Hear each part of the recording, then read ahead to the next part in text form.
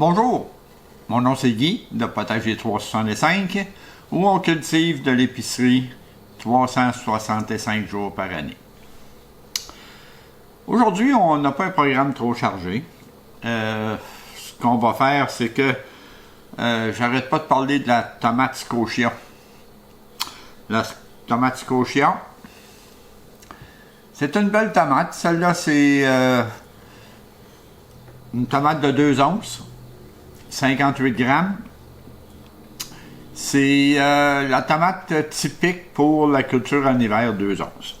Donc à l'été, j'ai eu une moyenne de 2,3 onces pour... j'avais 100 tomates qui ont été récoltées de mon plant. Un plant de tomates, un plant de Scotia, 100 tomates, moyenne 2,3 onces. Là, ma moyenne, c'est 2 onces et celle-là, elle a 2 onces. Alors, sans plus tarder, je vais vous montrer qu'est-ce que la tomate Scotia a de l'air.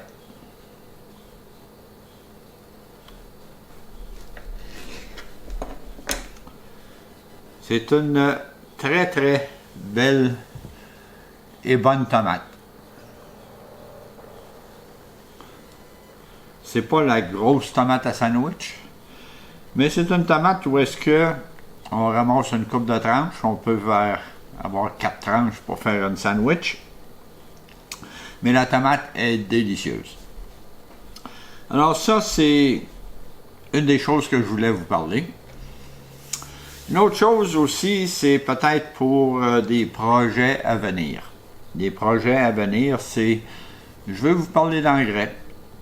C'est peut-être pas un sujet qui est bien plaisant, puis c'est pas le meilleur des sujets pour se faire des amis non plus, parce que mes vues sur les engrais sont assez dures. Mais c'est la vie. Je vais vous parler aussi du calcium.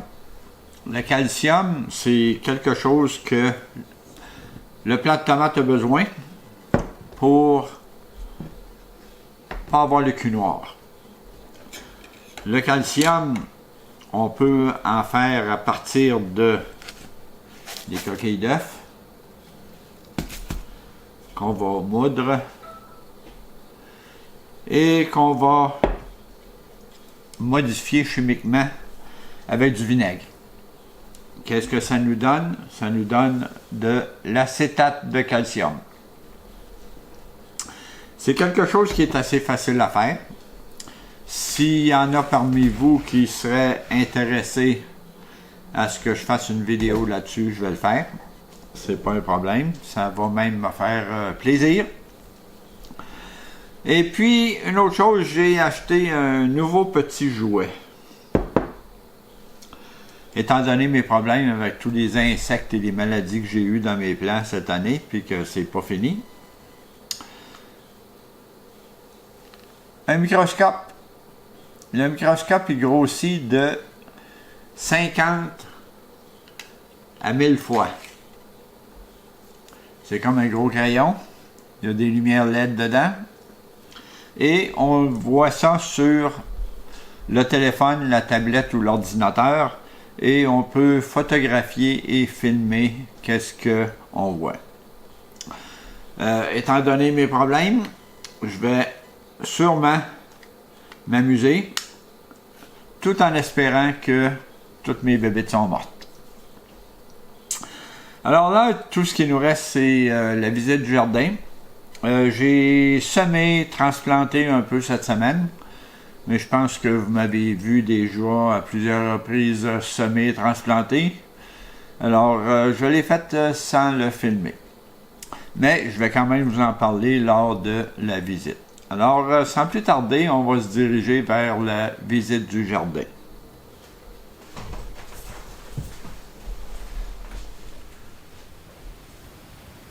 Bon, on est dans le jardin, dans la section 1. On a ici 2 plants de basilic à feuilles de laitue.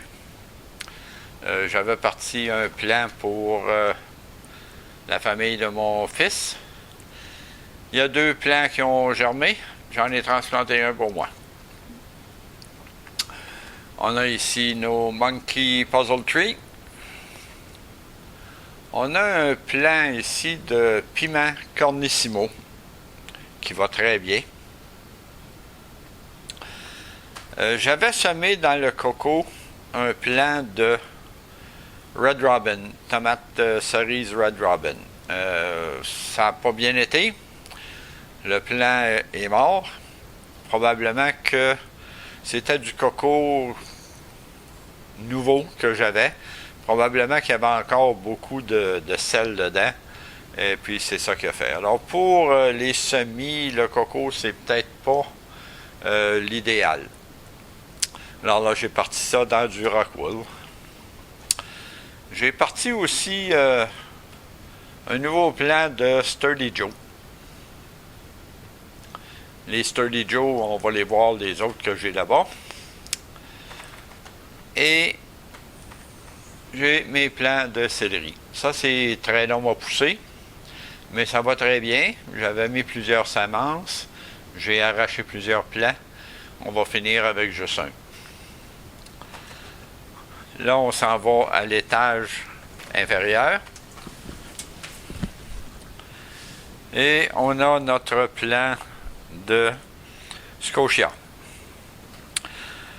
On a vu plus tôt une tomate Scotia.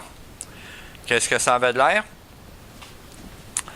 Là, ici, on a quand même plusieurs tomates en production.